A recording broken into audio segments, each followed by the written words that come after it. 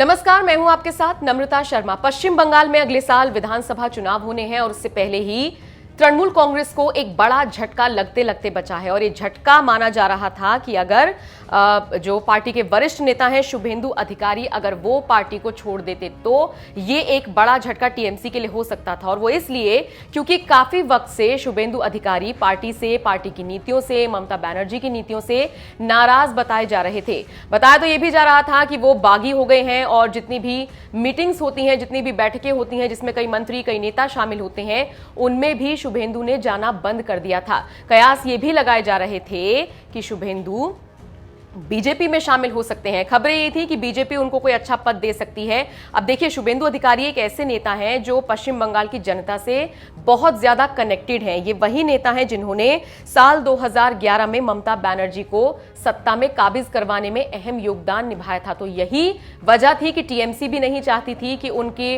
जो पार्टी के ये वरिष्ठ नेता हैं, इतने दिग्गज नेता हैं, ये पार्टी छोड़कर जाएं। और दूसरी तरफ अगर वो चले जाते तो बीजेपी के लिए भी एक बहुत बड़ी अपॉर्चुनिटी, बहुत बड़ी राहत हो सकती थी, क्योंकि बीजेपी भी पश्चिम बंगाल में अपनी सियासी जमीन को और ज्यादा मजबूत करने की जुगत में है।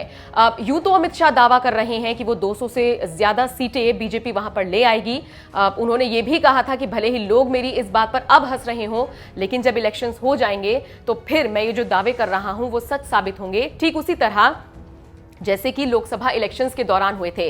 अमित शाह ने यह बात कही थी कि हमने दावा किया था कि हम 22 के आसपास सीट निकाल लेंगे और हम 18 सीटों पर काबिज होने में कामयाब रहे थे।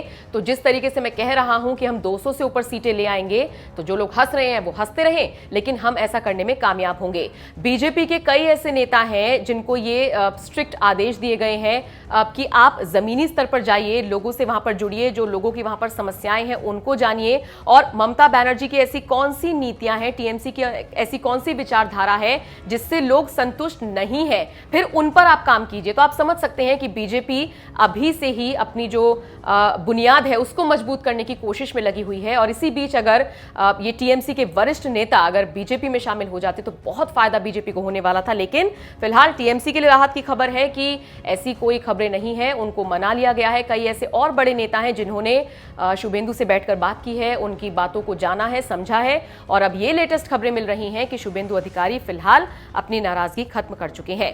तो इस पूरी खबर को लेकर अब आप क्या सोचते हैं, कमेंट करके हमें जरूर बताइएगा।